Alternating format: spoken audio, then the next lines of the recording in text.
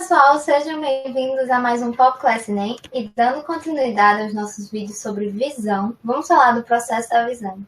Espero que você tenha visto o vídeo anterior, ele vai ser fundamental para compreender muitas das coisas que vamos falar hoje aqui. Vamos para o nosso famoso roteiro aqui de aula, certo? Vamos falar sobre as nossas células fotorreceptoras e como elas percebem a luz, a projeção da imagem nos nossos olhos, a transmissão dos sinais captados pelos nossos olhos, o percurso desses sinais pelo nosso encéfalo e vamos resolver questões para fundamentar tudo aquilo que a gente aprendeu.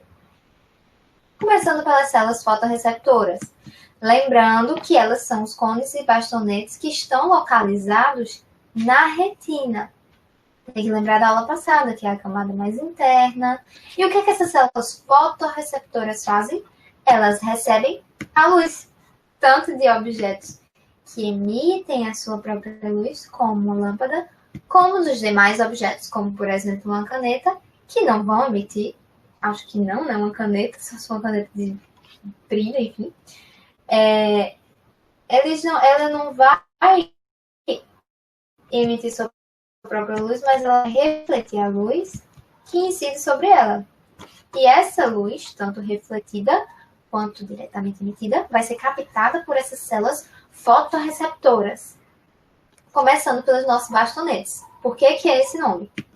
Porque parecem bastões. Simples assim. Essa é uma imagem, um esquema, né? Uma ilustração de como seria. É assim. E a sua característica principal é que eles são muito sensíveis à luz. O que quer dizer quando algo é muito sensível à luz? Quer dizer que com pouca quantidade de luz no ambiente, mesmo assim ele consegue captar essa luz. Então ele vê em ambientes muito iluminados, mas a sua peculiaridade é que ele também vê em ambientes pouco iluminados, sendo assim responsável pela nossa visão noturna. Mas eles percebem a luz e não distinguem os comprimentos de onda. Ou seja, eles não conseguem distinguir cores. A distinção de cores é por causa dos diferentes comprimentos de onda daquela luz. Mas se eles não distinguem, eles só percebem, olha, tem luz aqui, não tem luz aqui. Certo? Já temos o outro tipo de células fotorreceptoras na retina que se chamam cones. Dá para entender por quê? E aí, eles são pouco sensíveis à luz. São diferentes dos bastonetes, né? Os bastonetes são muito sensíveis, ou seja, captam em ambientes muito iluminados e pouco. Mas para os cones conseguirem ser estimulados, eles precisam de um ambiente iluminado. Porém, sua característica é que eles conseguem distinguir os comprimentos de onda dessa luz que eles recebem. Tem que lembrar que na retina, ela vai ter uma região chamada fóvea central, com alta concentração de cones, né? E uma especialização dessa região justamente em cores. Porque eles vão perceber e distinguir as cores, porque eles têm 3 tipos principais de cones. Que é o cone vermelho, o cone verde e o cone azul, assim que vamos dizer. Vamos chamá-los dessa forma. E a diferente proporção de estímulo a eles nos permite ver as diferentes cores. Tipo aquela musiquinha de misturando as cores, você vai ver, né, uma outra, tipo amarelo com vermelho da laranja. Então, mais ou menos assim, as diferentes proporções e combinações, a gente consegue ver várias cores. Mas eles não participam da visão noturna. Então, bastonetes, o que a gente tem que lembrar? Visão noturna.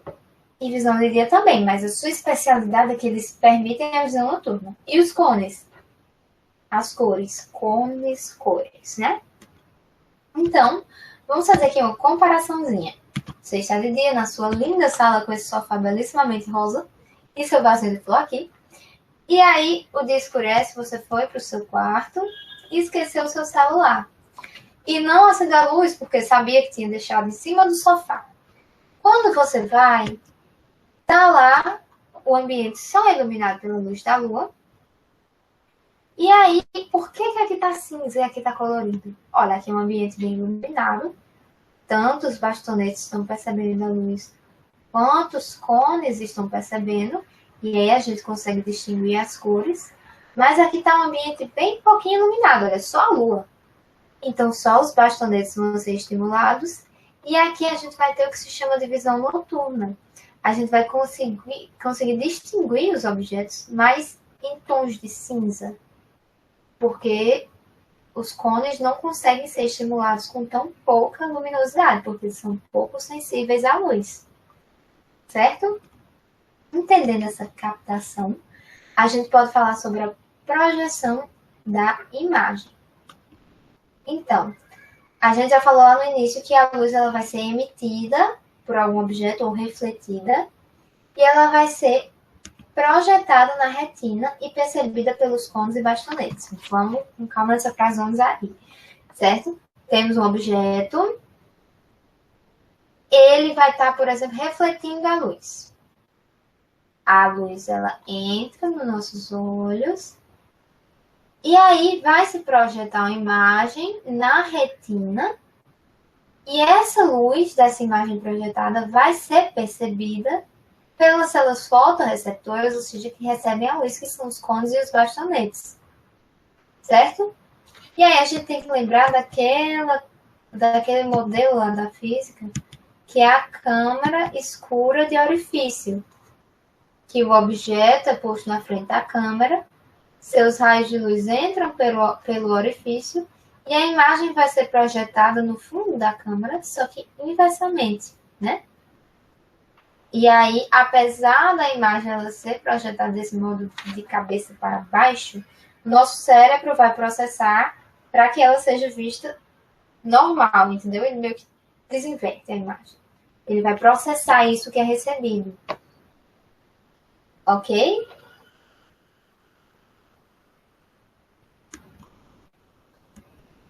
E aí, o que acontece? Já vimos que o objeto está lá, seus raios entram, há a projeção da imagem na nossa retina.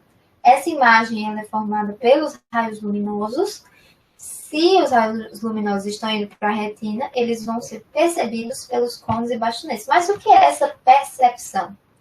Bem, os bastonetes eles têm uma substância chamada rodopsina. Ok?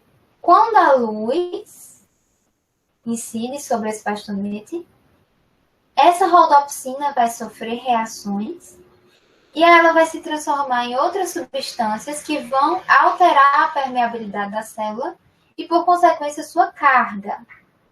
A gente tem que lembrar um pouco do sistema nervoso, do tecido nervoso, da transmissão dos impulsos, né? Que vai ser pela mudança da carga lá do nosso neurônio. Então, a gente aqui, olha, tá acontecendo uma coisa bem parecida, tá vendo? A carga da célula muda por causa de uma reação, por causa da rodopsina. Então, vamos para a reação. Não se assustem. Essa é a reação. Então, vai precisar decorar essa reação aí completa? Não. Vamos entendê-la, compreendê-la, saber os pontos principais. Chegou a luz da imagem, a rodopsina que está no bastonete vai se transformar em várias coisas. Essas várias coisas alteram a carga da célula. Que célula? Bastonete. Ok? E essa alteração de carga vai ser percebida como um sinal. Simples assim. Só que o que é que tem que acontecer? Depois que essas outras substâncias são formadas, olha, a rodopsina, ela se transformou em outras. Ela vai precisar se reformar para que, quando vier o outro estímulo de luz, essa célula ela possa transmitir mais um sinal. Ok? Se a rodopsina não se forma de novo, como é que a célula ela vai transmitir esse sinal? Se ela depende da rodopsina. E é aí que a gente entra com um link muito importante que se chama vitamina A. Olha aqui a vitamina A. Ela está aqui nessa reação e você vê que ela é uma substância que ajuda a reformar a rodopsina. Então, ela é muito importante para o funcionamento do bastonete.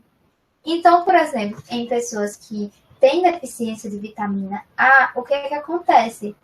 A formação da rodopsina ela vai acontecer com menos intensidade, pouca, e aí a pessoa, ela ainda vai conseguir ver assim de dia, porque os cones e bastonetes, eles estão atuando juntos. Mas quando chega de noite, que só os bastonetes agem, que é a visão noturna, a pessoa não vai conseguir distinguir direito, porque ela não está formando adequadamente a rodopsina, que é quem nos permite estimular o bastonete. E aí a pessoa vai ter o que se chama de cegueira noturna. Ela perde essa capacidade, né, de ver à noite, quando tem pouquinha luz, por causa disso. Ok? E aí temos também agora a percepção da luz daquelas imagens pelos cones. Ok? Os cones, eles vão possuir fotopsinas. Lembra um pouco da palavra rodopsina. E aí, quando elas são estimuladas, vai acontecer aquilo de novo. Vão sofrer reações que vão transformá-las em outras substâncias, vão alterar a permeabilidade da célula, íons saem, íons entram e a carga da célula vai ficar diferente. Pode ser que para uns íons essa permeabilidade aumente, para outros ela diminua. E aí, alterando a carga da célula, isso vai ser interpretado como um sinal. Como eu falei, as diferentes cores, elas são percebidas pelos estímulos de diferentes combinações de cones. E o interessante é que a percepção da cor branca, ela se dá com um estímulo aproximadamente igual nos 3 tipos de cone. A gente vai lembrar daquela imagenzinha da luz branca, que quando ela vai passar aqui por um prisma, olha, ela vai se dividir em várias outras cores, ou seja, a luz branca ela é composta por esses vários diferentes tipos de comprimento de onda. Se ela é composta por esses vários diferentes tipos, quando ela chega aos nossos olhos, ela estimula de modo quase aproximadamente igual os tipos de cone que há. Certo? Tudo bem até aí? É um pouco complexo, mas para resumir é simplesmente: vem a luz estimula uma substância dentro das células fotorreceptoras que vai alterar a carga dessa célula, e isso é o que chamamos de um sinal, né? É o sinal que vai ser dado. Tem que lembrar que nos bastonetes, a rodopsina é reformada, tem a ajuda de ser formada novamente pela vitamina A. Tem que lembrar disso. E aí, agora que temos a formação do sinal, temos que transmiti-lo, não é verdade? Na nossa retina, além de cones e bastonetes, olha como está sendo importante a primeira aula, hein? Que falamos de retina. Além de cones e bastonetes, nós temos as células nervosas. Essas células nervosas, elas vão receber os estímulos de cones e bastonetes e vão transmiti-las. E vão transmitir esses estímulos, certo? Para outro lugar. Vamos falar com calma. Elas vão todas se juntar, essas células nervosas, para um local chamado disco óptico. Ok? Então, aqui também estamos olhando assim, de frente à nossa retina. Temos aqui, olha, a fóvea central que já conhecemos, mas aqui é o disco óptico. Todas as células nervosas da retina vão estar direcionadas a convergir para formar aqui, olha, elas vão todas se juntar para cá, para esse disco óptico, para formar o nervo óptico, ok? Quer dizer que são células nervosas, ou seja, nervos, que estão recebendo um sinal e se juntando, né? Esses neurônios, quer dizer, células nervosas, neurônios, se juntam para formar um nervo óptico. Tem que lembrar que esse disco óptico, como é só formado por neurônios, ele não tem células fotorreceptoras e é o que se chama de ponto cego na retina. Ok?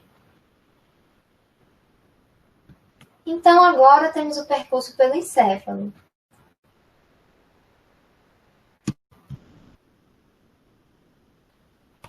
A gente estímulo nas células fotorreceptoras, que formam um sinal. O sinal é levado para os neurônios que estão na retina, né, as células nervosas que estão na retina, e elas todas se juntam para o disco óptico e dele sai o nervo óptico, certo? Esse nervo, olha, aqui, olha, você vê, as células nervosas vão juntar-se para formar ele.